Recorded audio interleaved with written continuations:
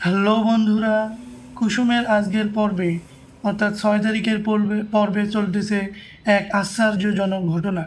চলুন শুরু করা যাক এবং প্রতিদিন সবার আগে এপিসোড পেতে আমাদের পেজটি ফলো দিয়ে আমাদের সাথেই থাকুন। শুরু করা যাক। গাঙ্গুলি বাড়িতে বিয়ের প্রস্তুতি তুঙ্গে, চারদিকে আলোর ঝলকানি, ফুলের সাজ আর আত্মীয় স্বজনের কোলাহল। সবাই বিয়ের নানা আচরণ নিয়ে ব্যস্ত। কুসুম একটু দূরে দাঁড়িয়ে সব কিছু দেখতেছিল। তার মনে একদিকে আনন্দ, অন্যদিকে অজানা এক দুশ্চিন্তা। ঠিক তখনই ঈশান হেসে বলে, আচ্ছা, আমি যদি আমাদের হবু বৌদি নিজের হাতে আলতা পরিয়ে দিই তাহলে কেমন হবে? সবাই হেসে ওঠে। ইন্দ্রাণী গাঙ্গুলি মুচকি হেসে বলেন, অবশ্যই, শুভ কাজে শুরু হোক হাসি আনন্দ দিয়ে।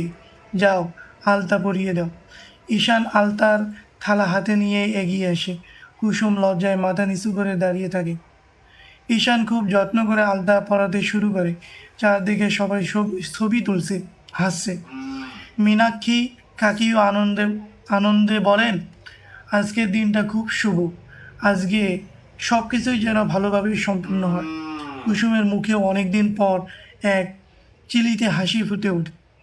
ঠিক তখনই পিছন থেকে অনু স্ত্রী অসাবধানতাবশত কুসুমের সঙ্গে ধাক্কা খেয়ে যায়। কুসুম ভারসাম্য হারিয়ে সামনে ঝুঁকিয়ে পড়ে। তার হাত সোজা আলতার থালাতে গিয়ে লাগে। এক মুহূর্তে লাল হয়ে যায় সব কিছু।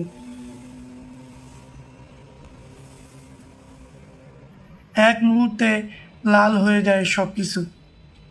ঘরে উপস্থিত সবাই চমকে ওঠে। মীনাক্ষী কাকি অবাক হয়ে বলেন, ও মা, দেখো তো, সব আলতা কুসুমের হাতেই লেগে গেল।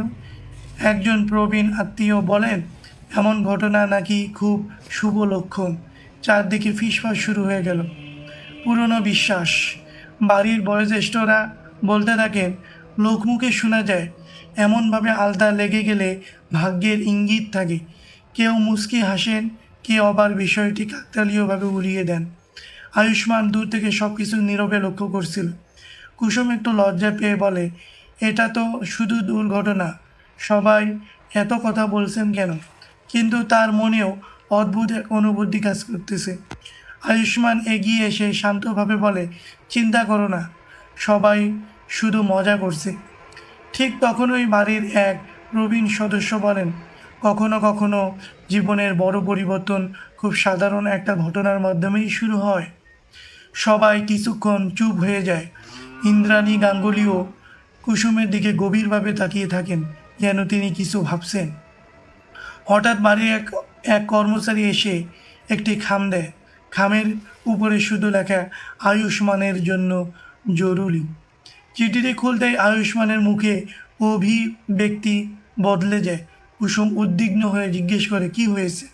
কিন্তু আয়ুষ্মান সঙ্গে সঙ্গে কোনো উত্তর দেয় না। আয়ুষ্মান ধীরে ধীরে বলে, আমাদের অতীতের একটা বড় সত্য সামনে আসতে চলছে। ঠিক তখনই বাড়ির মূল দরজায় একজন অচেনা ব্যক্তি দাঁড়িয়ে থাকে। তার হাতে একটি পুরনো ছবি। ছবিটা দেখে ইন্দ্রাণী গাঙ্গুলি বিস্ময় বলে ওঠেন, এই ছবি তোমার হাতে এলো কীভাবে? ক্যামেরা কুসুম, আয়ুষ্মান এবং সেই রহস্যময় ব্যক্তির দিকে চলে যায়। তো বন্ধুরা, সামনের এপিসোডে কী হতে চলছে আপনারা কমেন্ট করে জানাবেন এবং প্রতিদিনের এপিসোড সবার আগে পেতে আমাদের পেজটি ফলো দিয়ে আমাদের সঙ্গেই থাকবেন। দেখা হবে সবার আগে সামনের ভিডিওতে। ধন্যবাদ।